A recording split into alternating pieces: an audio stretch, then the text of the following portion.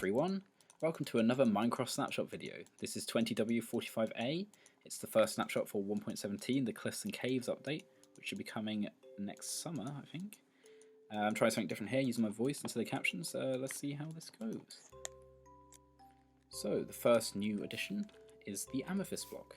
This lovely purple block is pretty useless overall, but it's pretty nice if you just listen to the sounds it makes when you do pretty much anything to it, including shooting it.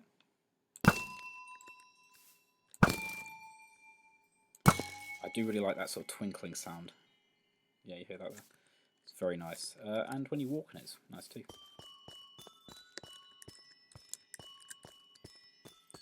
I think there's quite a few uses you could have for this.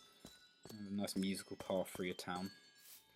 But Amethyst has a different variant that is called Budding Amethyst, and this is found in the geodes, which generate relatively commonly underground. I can just show you what one of those looks like. You can just be walking down caves like this, and oh, there's a geode. You can see it's a ring of the new stone types surrounding this lovely purple interior with regular amethyst blocks and the budding ones which grow the shards. And obviously you can take any of these blocks home, but you cannot take these ones home because they cannot be mined even with Silk Touch.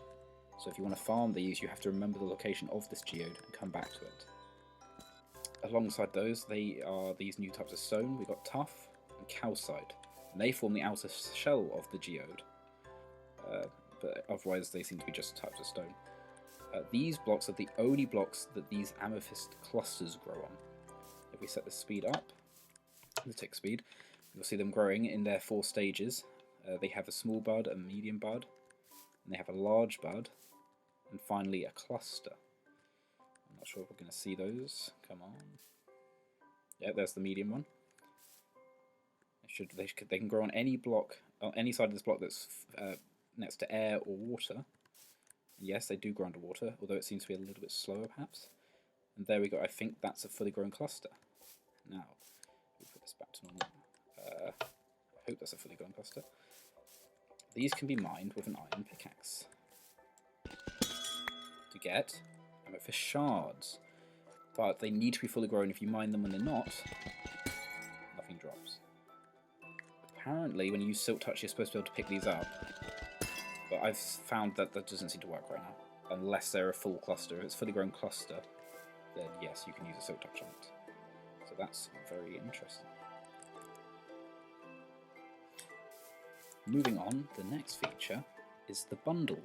It's a brand new item for inventory management. It's very simple to use. You just pick it up and right-click on any item you want, and it puts them all into one neat little inventory slot. Of course, this isn't really overpowered item because it can only hold 64 items, so it's not like you can increase your inventory space, but it just means you can group together items that normally cannot be stacked, which is very useful, of course. And you'll see here, if I stack that, you now cannot put the helmet in there because it's full. To empty them, you just right click, and stuff comes back out, and you'll also see that an item that cannot be stacked disables it from picking up anything else. So that's very useful for inventory management. So that's a very brief description of a pretty simple item that's going to be incredibly useful. Next up is the candles. Now these are very nice for decoration. They're much prettier than torches. And they can be placed up to 4 on a single block. Very nice. If you want to light them, you just take your flint and steel and off they go. Very, very pretty. These come in many different colours. Every colour that's available in the game, of course. Is very nice, and they give off a pretty decent light level, I would say. I think they're going to be very nice for little things like this, like the chandelier, which traditionally I would have done with torches, but that looks a lot better.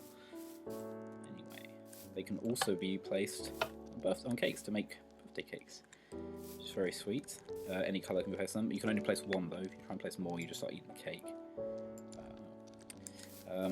If you want to do this, you just take a candle, right click on the cake, and there it is, and then of course light it. But yes, like I said, you just start eating the cake if you try and pick up more. Next change is a very minor one. I'm not sure why exactly they've done this, but You can fill Cauldrons of Lava now. And make traps for your friends, I suppose. They do give off a redstone signal, less than a cauldron full of water, which gives off 3, this only gives off 1. Now here is a very interesting feature. We've now got the copper ore, which can be mined with any pickaxe above iron, or iron and above. And just like iron, drops into the ore form, which can then be smelted to produce a copper ingot. So, yeah. There it is. Very nice. Back into creative mode. These can be crafted into this copper block, as you can see. Just put 9 in a table, and it makes this a very interesting looking block. And if you put 4 of those into a table, you get a cut copper, which can then be crafted into stairs and slabs in the normal way. They don't work with a stone cutter, I guess that makes sense, but they're very nice. But there's something extra special about copper, in that just in real life, it's very easy for it to become oxidized, turning this lovely green colour, just like you see on the roofs of old buildings, like in various cities around Europe. And they have multiple stages. You can see they can get more and more green. And I think they are called lightly weathered, semi-weathered, and weathered. And this of course applies to any block made out of copper. Well, the main blocks, you'll see something slightly different in a moment. Apparently this takes about 50 to 82 in-game days for each stage, so from there to there to there to there to there to there, which is a very interesting feature because you'll see your buildings age over time, which is something they said on the live stream. But of course some people might not want this to happen, and they have thought of that. If you combine these with any of these blocks with a honeycomb and a crafting table, you get a waxed variant of that block. And this can be done at any of the first 3 stages to stop it going any further. So you can have it slightly weathered or semi-weathered. It's very nice. Of course, obviously, you cannot get that. You cannot put wax on the fully weathered ones because they don't change anymore. So they do not have variants of that. And besides the name and the fact they don't weather, they look identical to the usual ones. But that's not all copper's for. It's not just for decoration, of course, because we can also make lightning rods. Now these attract lightning, stopping it from hitting wooden buildings, setting them on fire. It could also be used probably for making charge creepers or witches and pigmen, which is very interesting.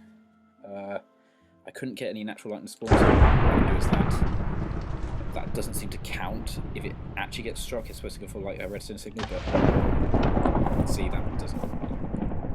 This is very simple to craft, just 3 ingots in a stack. There's your lightning rod. Very nice. The other use for copper, which is more interesting in my opinion, is the spyglass. Put 2 ingots together with an amethyst shard at the top. You get this, which is kind of like that feature in Optifine. It lets you zoom in. Hi there. It's very nice. You can't see that sign at all until you do that. I'm kind of hoping the visuals change a bit, because it's a little bit odd right now, but it probably will. Overall, a very nice item.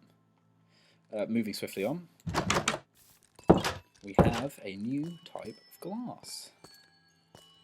This is tinted glass. It's kind of like sunglasses, it lets way less light through, and it's much darker. You see it's on both sides there. You can see in this direct comparison just how much it affects the light. And also it kills grass, which this glass does not. Something interesting about it is, unlike regular glass, which cannot be broken by hand without silk touch, tinted glass can. You don't need a silk touch pickaxe for that. It's very nice. And it's relatively easy to craft. You just pop 4 shards around a piece of glass and you get 2 tinted glass. Very nice. Yes. And so now we move on to the last features, which are a bit more basic, but still useful. Grass paths, the old, has now been changed to dirt paths, and can now be placed on many different types of blocks. Oh, sorry, this should be... Sorry. Okay, this should be dirt. You'll see that now mycelium, podzol, grass, coarse dirt and dirt can all be turned into these paths. which is incredibly useful.